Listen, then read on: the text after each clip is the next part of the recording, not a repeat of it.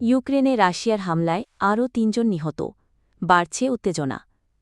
যুদ্ধবিরতির তোড়মোড়ের মধ্যে পাল্টাপাল্টি হামলায় অগ্নিগর্ভ রাশিয়া ইউক্রেন রণক্ষেত্র।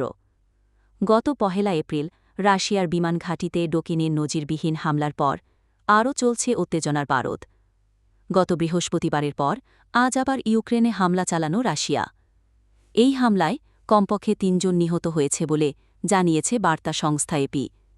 আহত হয়েছে ২১ জন।